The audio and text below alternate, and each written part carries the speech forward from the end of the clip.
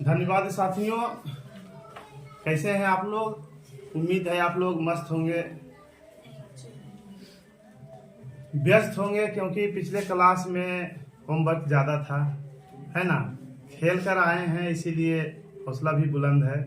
और आज वैसे चैप्टर को बता रहे हैं, पढ़ा रहे हैं जो अपने आप में ठीक है, लेकिन विद्यार्थियों को लगता है थोड़ा सा हार्ड लगता है, कठिन लगता है। प्रयास करेंगे अच्छी तरह से समझाने का, आप लोग प्रयास कीजिएगा अच्छी तरह से समझने का। चैप्टर आप लोगों का है एक्सरसाइज 3.5 और है ये कथन वाला, है ना। अलजेब्रा में सामान्यता जो है विद्यार्थियों से ये चैप्टर नहीं ही बनता है या कम बनता है, एवरेज कुछ ही विद्यार्थियों से बनता है, यानी ठीक ठाक बना पाता है। उम्मीद प्रयास करते हैं आप लोग को समझाने का, प्रयास कीजिएगा आप लोग समझने का। इसमें अलग अलग टाइप दिया हुआ है, हिसाब बहुत सा है, आराम से स्थिर से आप लोग को पढ़ते जाना है।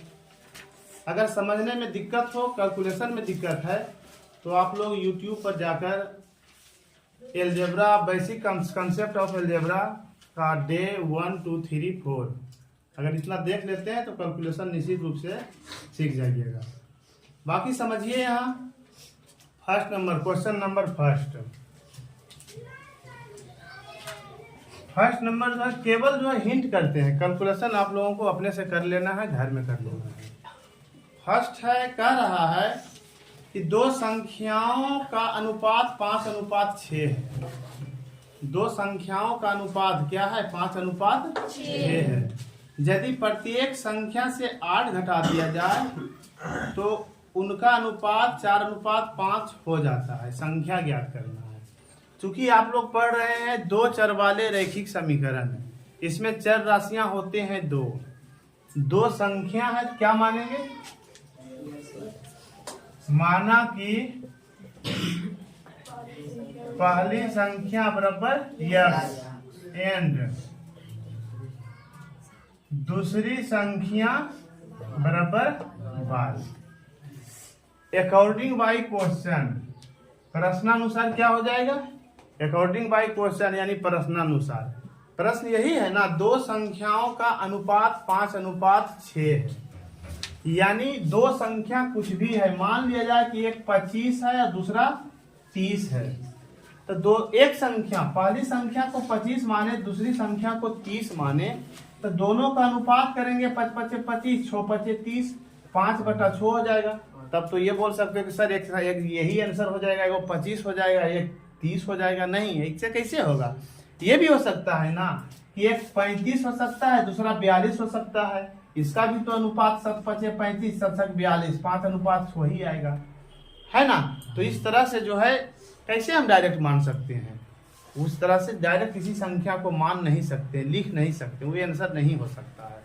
मान लेते हैं, माना कि संख्या x है, दूसरी संख्या y है, प्रश्नानुसार हो जाएगा x/y बराबर 5:6 या x/y बराबर 5:6, है ना। इसको आगे बढ़ेंगे तो x/y बराबर 5/6, क्रॉस मल्टीप्लीकेशन करो, 6x = 5y या 6x - 5y बराबर 0। इक्वेशन फर्स्ट हो गया। ठीक है, यहाँ तक समझ में आ गया है। पुनः प्रश्न से फिर देखते हैं, क्योंकि दो चर वाले रैखिक समीकरण में जब तक दो संख्या नहीं आता, जब तक दो समीकरण नहीं मिलते हैं, प्राप्त होते हैं, तब तक उसका हल नहीं कर सकते हैं। फिक्स निश्चित हल नहीं ज्ञात कर सकते हैं। एक हल, अद्वितीय हल नहीं ज्ञात कर सकते हैं। अद्वितीय हल ज्ञात करने के लिए दो समीकरण चाहिए। प्रश्न में है तो मिलेगा ही दो समीकरण। कह रहा है, पुनः देखिए, कह रहा है यदि प्रत्येक संख्या से 8 घटा लिया जाए तो उनका अनुपात 4:5 हो जाता है। प्रत्येक संख्या से 8 घटा लिया जाए।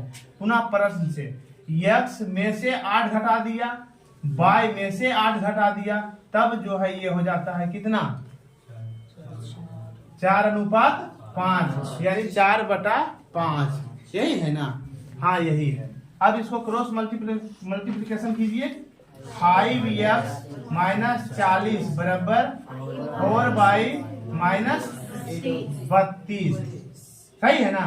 5x माइनस 4y बराबर माइनस 32 और प्लस 40 कितना होगा 8।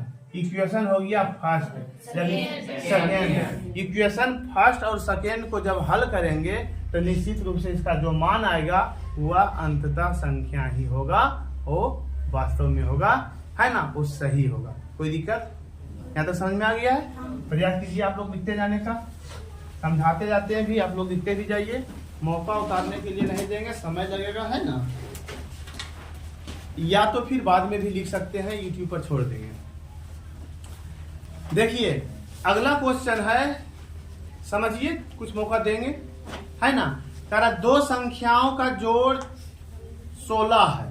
यदि प्रत्येक संख्या में 4 जोड़ दिया जाए तब अनुपात जो हो जाता है 2:1 हो जाता है। संख्या ज्ञात करें। डायरेक्ट लिखते हैं, अब उतना नहीं लिखते हैं, एक लिखने का तरीका बता दिए, बाकी डायरेक्ट लिखते हैं। आप लोग समझने का प्रयास कीजिए। दो संख्याओं का जोगफल 16 है। माना कि पहली संख्या x है एंड दूसरी संख्या y है।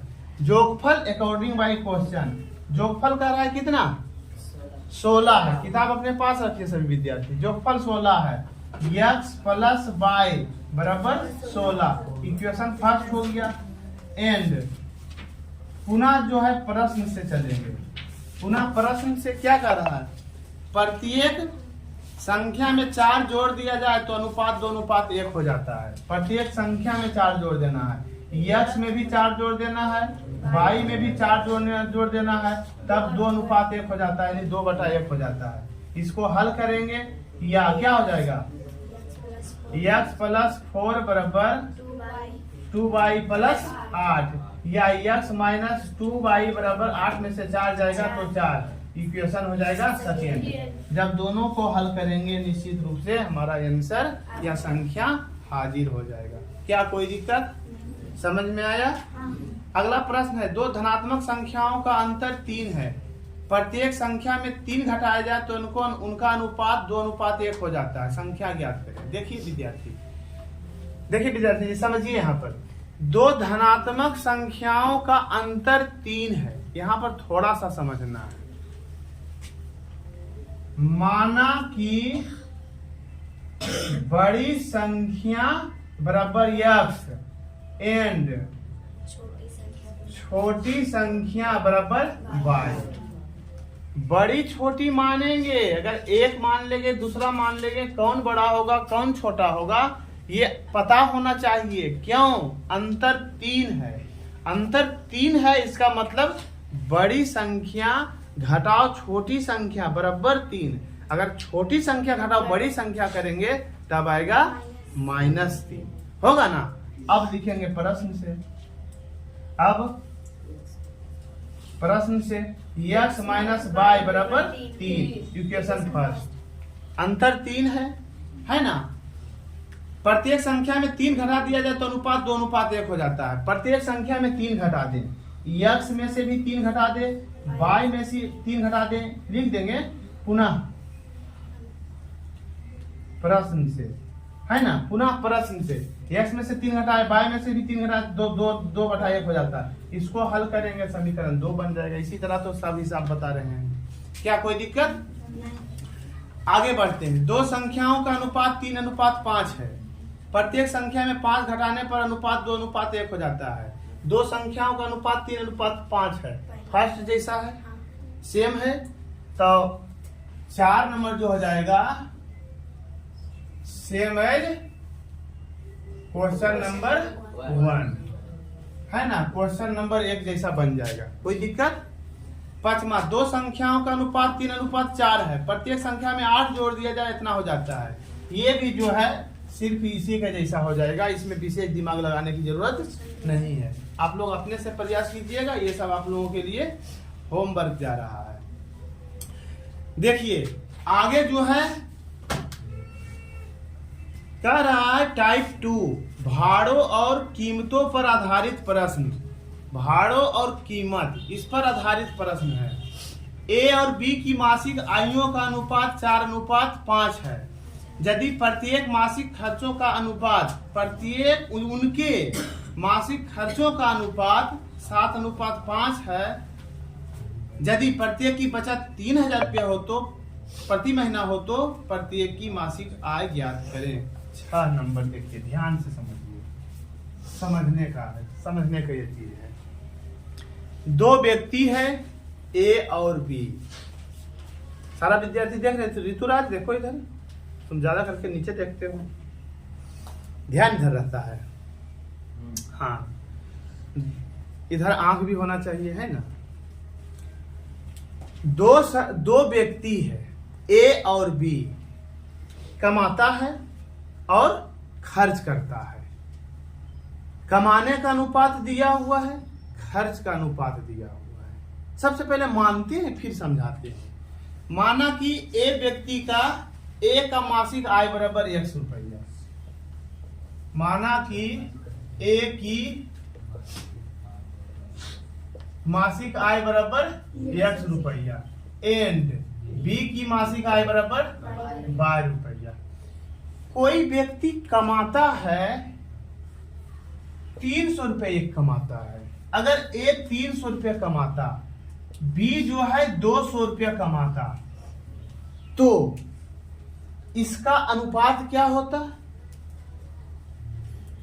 3:2 होता ना। इसका अनुपात क्या होता? 3:2, यानी 3 × 100 बटा 2 × 100। 100 ऐसा कॉमन है जो दोनों में समान रहता है, दोनों को काटता है। इस समान राशि को कहते हैं अनुपात की राशि। अनुपात की राशि मानेंगे। यहां माना कि अनुपात की राशि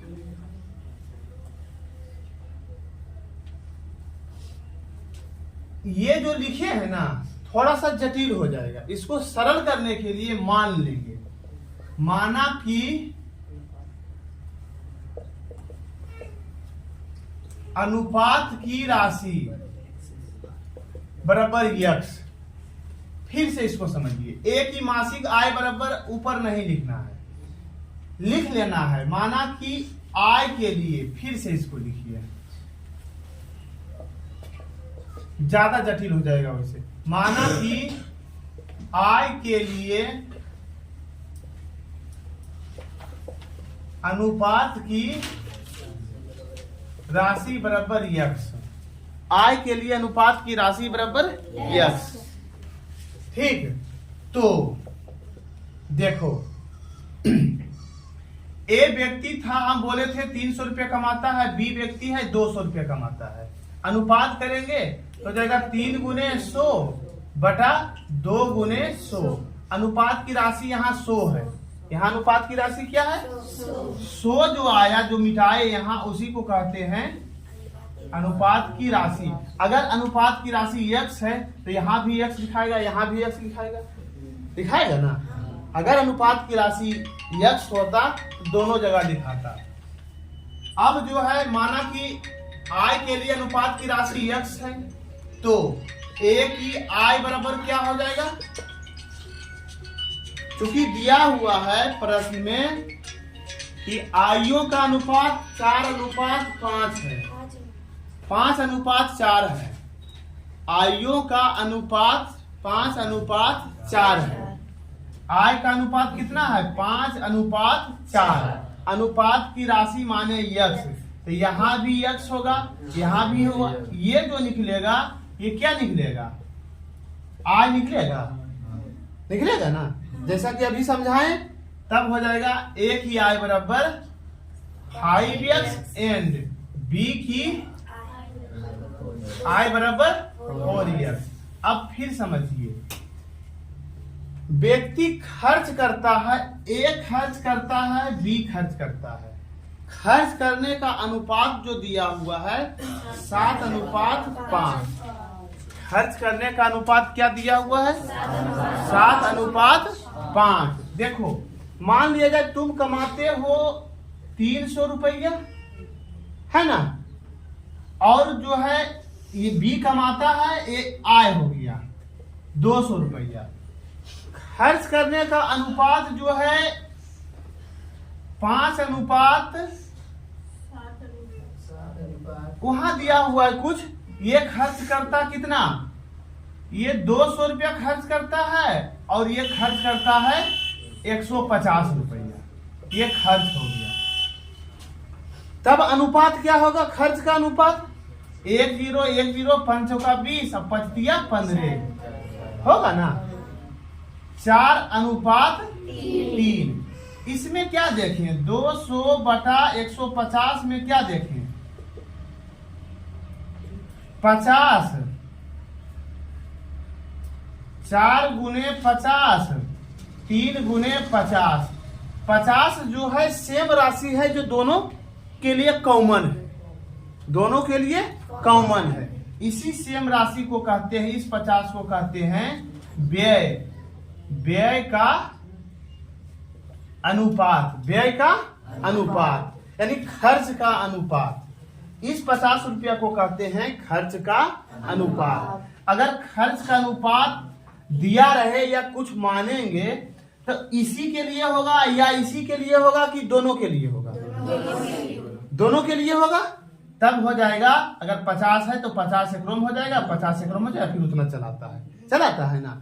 अगर आय के अनुपात उतना माने तो उतना हुआ, अगर व्यय के अनुपात मानेंगे है ना, पुनः माना कि व्यय यानी खर्च के लिए अनुपात की राशि बराबर बाय, तो ए का खर्च कितना हो जाएगा, दिया हुआ है A/B बराबर 7/5, तो ए का खर्च कितना हो जाएगा 7x होगा, 7y होगा ना, कोई दिक्कत नहीं। B का खर्च क्या हो जाएगा 5y। यहां तक में कोई दिक्कत, अगर किसी को यहां तक में दिक्कत है तो बोलो, फिर से समझाएंगे। यहां तक में दिक्कत समझा सारा विद्यार्थी? न्यू स्टूडेंट कौन है, तुम समझते हो हुआ, समझते हो? अगर बुलाएं तो बोर्ड पर बना दोगे क्या साहब, क्योंकि पिछला साल भी पढ़े हो तुम, नहीं बन पाएगा। ठीक है, अगर समझ जाते हैं तो प्रयास करना, फिर नहीं बनेगा तो फिर बताएंगे। अब देखो, अकॉर्डिंग बाई क्वेश्चन, बताओ तुम्हारे पापा कमाते हैं 4x रुपया, 5x रुपया, अब खर्च करते हैं 7y रुपया, लेकिन कह रहा है बचाते हैं 3000 रुपया। प्रश्न कह रहा है बचाते हैं 3000 रुपया। फिर से समझो, किसी के पिताजी कमाते हैं 5000 रुपया, खर्च करते हैं 2000 रुपया, बचत कितना होगा 3000। कैसे आया, आय माइनस व्यय इक्वल टू बचत होगा। अकॉर्डिंग बाई क्वेश्चन क्या होता है, कमाते हैं 5x माइनस खर्चा करते हैं 7y बराबर बचाते हैं 3000 रुपया, दिया हुआ है ना। एंड उसी प्रकार क्या हो जाएगा, उसी प्रकार फिर प्रश्न से क्या हो जाएगा, बी जो है कमाता है 4x, खर्चा करता है 5y, लेकिन बचाता है 3000 रुपया। तो इक्वेशन फर्स्ट हुआ, इक्वेशन सेकेंड हुआ, कोई दिक्कत है? इक्वेशन फर्स्ट और सेकेंड से दोनों बन जाएगा ना। क्या निकलेगा, अनुपात की राशि x/y निकलेगा। जब अनुपात की राशि निकलेगा तो 5 से गुना करेगा, तो a का आई निकल जाएगा, 4 से गुना करेगा b के आई निकल जाएगा, y है ना, y बराबर जो आएगा 7 से गुना करेगा तो a का खर्च निकल जाएगा, 5 से गुना करेगा तो b का खर्च निकल जाएगा। समझ में आया या नहीं समझ में आया, समझ में आया या नहीं समझ में आया, समझ में आया।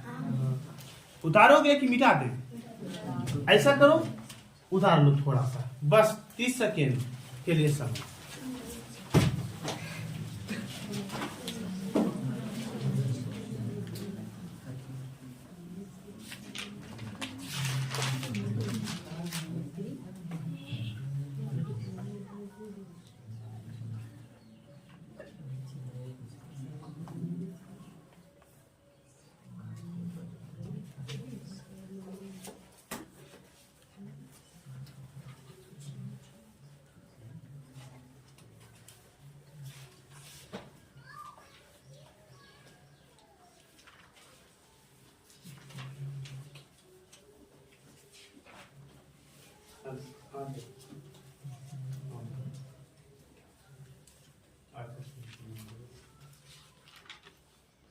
और कुछ हाँ सर ऑनलाइन पढ़ा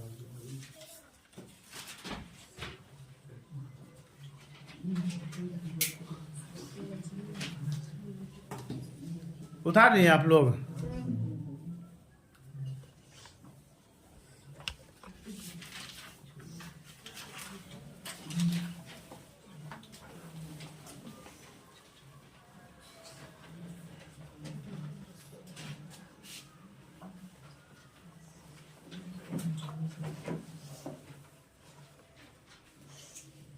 आज विद्यार्थी नहीं आया है ना, जो नहीं आया है बस उसके लिए यही मौका है कि YouTube से पढ़े, फिर तो बताएंगे नहीं अब।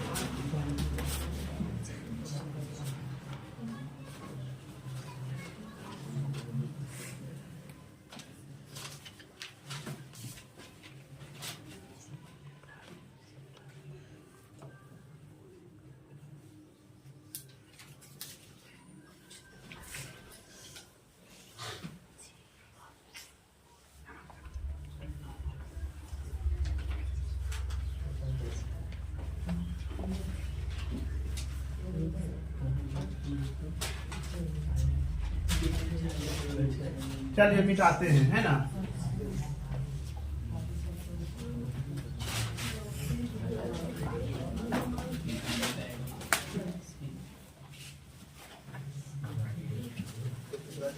देखिए अगला प्रश्न जो है इसी तरह से है।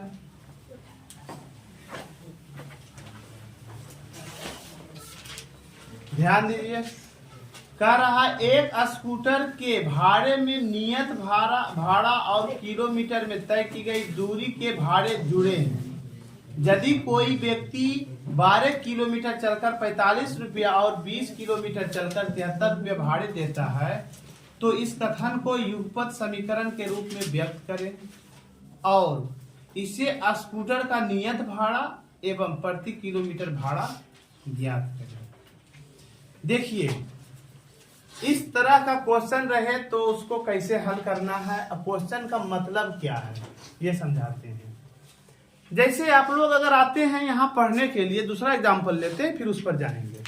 आप लोग यहाँ आते हैं पढ़ने के लिए तब क्या कहते हैं कि पहले 500 रुपया लगेगा, या कहीं भी जाते हैं एडमिशन कराने के लिए, नाम लिखाने के लिए कुछ पैसा नियत होता है, उसके बाद पर मंथ प्रति रुपया कुछ रुपया निर्धारित होता है।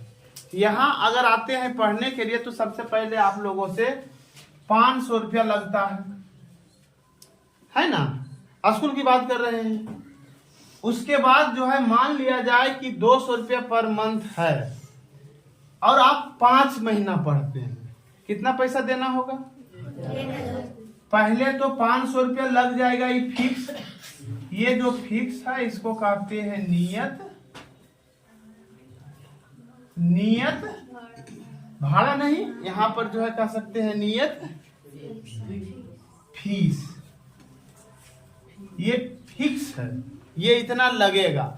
5 महीना पढ़ते हैं तो 200 गुने 5 लगेगा, यानी 5 गुने 200 लगेगा। और लेंगे तो दोनों जोड़ जाड़ के ले लेंगे 1000 रुपये, यही है ना। उसी तरह से आप किराया पर लेते हैं, है ना, 1500 रुपया हो जाएगा। 200 1000 तो यही हो जाएगा, 500 रुपया ये हो जाएगा। अगर आप गाड़ी लाते हैं भाड़ा पर तो कह देता है कि सबसे पहले हम 500 रुपया पर डे लेंगे, उसके बाद 20 रुपया पर किलोमीटर लेंगे। आप कितनों दूर जाइए उससे हमको मतलब नहीं है, ड्राइवर दे दिए, गाड़ी दे दिए हम। अगर आप भाड़ा पर गाड़ी लाते हैं, बोल दिया कि नहीं नियत जो किराया पहले है वो किराया है 1000 रुपया, है ना। प्रति किलोमीटर किराया जो है 20 रुपये प्रति किलोमीटर है। अगर आप 50 किलोमीटर चलते हैं कितना लगेगा? पहले तो 500 लग जाएगा ना कि नहीं लगेगा? लग जाएगा। 500 की 1000 लिखे ना, 100 पहले 1000 पे लग जाएगा, प्लस कितना लगेगा? 50 किलोमीटर चले हैं तो 50 गुने 20 इतना लग जाएगा ना, इतना पैसा आपसे लग जाएगा। नियत क्या है जो समझ में चल आया? पर किलोमीटर पर मंथ क्या है सो समझ में चल आया। अब आप समझिए प्रश्न से, एक स्कूटर के भाड़े में नियत भाड़ा और किलोमीटर में तय की गई दूरी के भाड़े जुड़े हैं। यदि कोई व्यक्ति 12 किलोमीटर चलकर 45 रुपए देता है और 20 किलोमीटर चलकर 73 रुपए देता है तो इस कथन को युगपत समीकरण के रूप में व्यक्त करें। मान लो पहले, माना कि क्वेश्चन नंबर कितना है? एक्सरसाइज है 3.5, क्वेश्चन नंबर है 7। बुक पढ़ रहे हैं स्टूडेंट फ्रेंड्स केसी सिन्हा का, है ना। मान लो, माना कि नियत भाड़ा बराबर x एंड प्रति किलोमीटर भाड़ा बराबर y, तो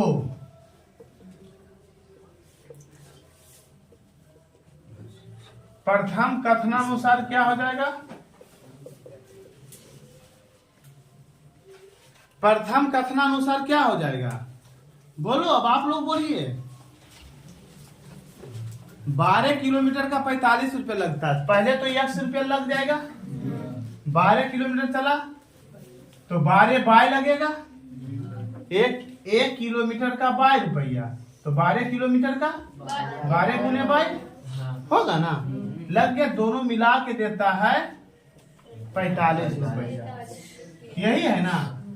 पुनः प्रश्न से उसके बाद क्या है देखिए आगे, कह रहा 20 किलोमीटर चलता है तो उसको 73 रुपये देना पड़ता है 20 किलोमीटर का। पहले तो 10 रुपया लग जाएगा, प्लस 20 बाई तब कितना हो जाएगा? 73। इक्वेशन फर्स्ट हो गया, इक्वेशन सेकेंड हो गया। इसको हल करोगे, युगपत समीकरण बन गया। इसको हल करोगे तो x का जो मान आएगा निश्चित नियत भाड़ा आएगा, y का मान जो आएगा पर किलोमीटर भाड़ा आएगा। अब बाकी तो सब कुछ तो दिया हुआ ही है, निकल भी जाएगा। अगर कुछ निकालना भी हो कह देगा 50 किलोमीटर चलेगा तो कितना लगेगा, तो 50 किलोमीटर का पहले तो 100 रुपये फिक्स हो गया, प्लस 50 गुने बाई, है ना। इस तरह से अगर पूछे तो उस तरह से जवाब देना है। चलिए ठीक है, इसको तो लिख लिए होंगे भी। अगला नंबर देखिए, 8 नंबर। कह रहा किसी शहर में टैक्सी भाड़ा प्रतिदिन का निश्चित भाड़ा तथा शेष किलोमीटर में प्रतिदिन तय की गई दूरी के भाड़े पर निर्भर है। यदि एक व्यक्ति 110 किलोमीटर यात्रा के लिए 690 रुपया और 200 किलोमीटर के लिए 1050 रुपया देता है, तब प्रतिदिन का भाड़ा तथा प्रति किलोमीटर भाड़ा दर ज्ञात करें, है ना। मानेंगे, माना कि नियत भाड़ा क्या है, इसमें दो चीज पूछ रहा है। प्रतिदिन का नियत भाड़ा, माना कि प्रतिदिन का नियत भाड़ा बराबर 100 रुपया एंड प्रति किलोमीटर का भाड़ा बराबर 22 रुपया। प्रति किलोमीटर पर 22 रुपया देना पड़ता है। अकॉर्डिंग वाई क्वेश्चन क्या हो जाएगा? अब आप लोग बोलिए, अब बोलिए, किताब देखिए, बोलिए आप लोग।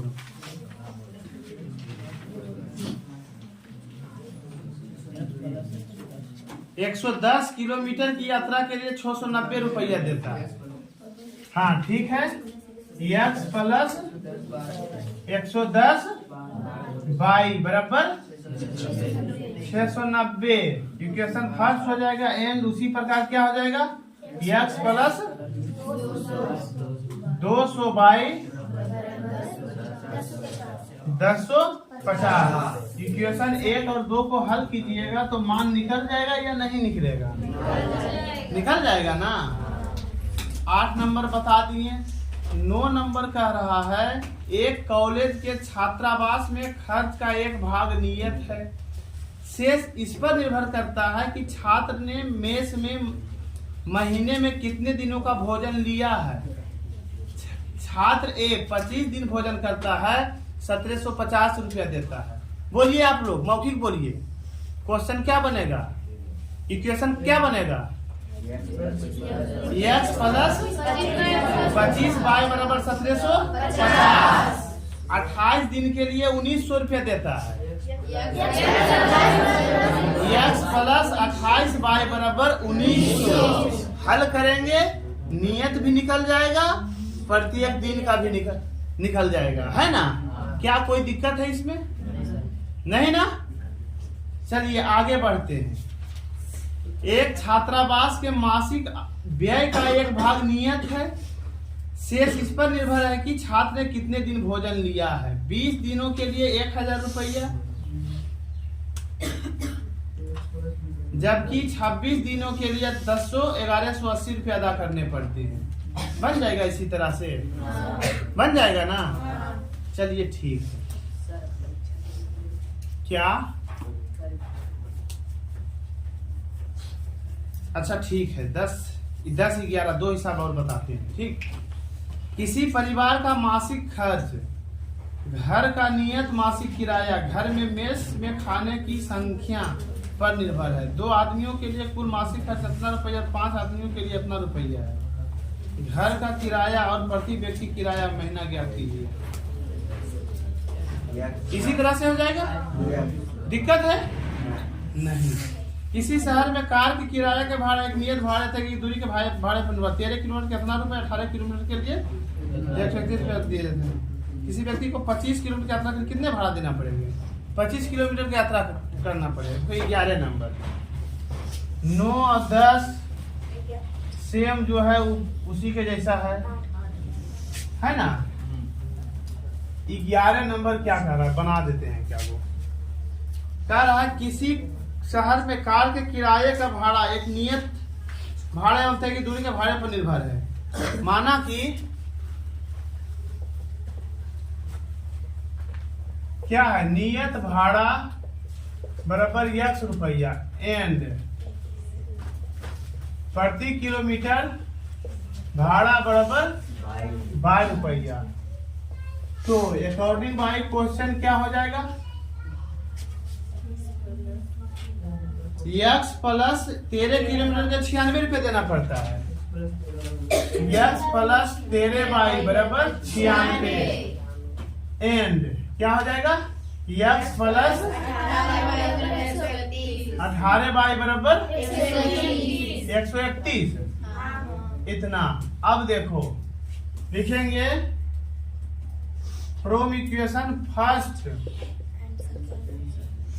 एंड सेकेंड, घटाने पर क्या हो जाएगा, कट जाएगा, माइनस 15 बाई 5 बाई बराबर हो जाएगा 11 में से छो गया तो 5, 12 में से 9 गया तो 3, माइनस में आएगा बाई बराबर आएगा 7। बाई बराबर कितना चलाया 7, इसीलिए x बराबर कितना हो जाएगा 96 माइनस 13 बाई बराबर 96 माइनस 13 गुने 7, 96 माइनस 63 91 बराबर कितना चला गया 91 और 5 96, 5 ना होगा 5 रुपया। देखो अतः कह रहा है 25 किलोमीटर के लिए कितना भाड़ा देना होगा।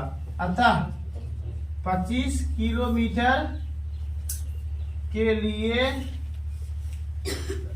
दी जाने वाली भाड़ा कितना हो जाएगा, पहले x प्लस 25 वाई हो जाएगा ना।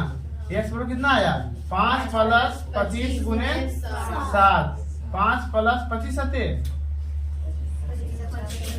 बराबर 180 रुपया आंसर। यही राशि उसे देना पड़ेगा। समझ में आया? कोई दिक्कत? तो इस तरह से 2 टाइप आज बताए हैं, एक अनुपात वाला बताए हैं और दूसरा बताए हैं नियत भाड़ा वाला, प्रति किलोमीटर भाड़ा वाला। नियत किराया, प्रति किलोमीटर किराया। अगला है संख्या वाला, इसमें भी समझाने का है। फिर है उम्र वाला। 3-4 स्टेप है ना, 2-3 वीडियो में क्लियर हो जाएगा। तो सभी विद्यार्थी इसको लिख लिए हैं।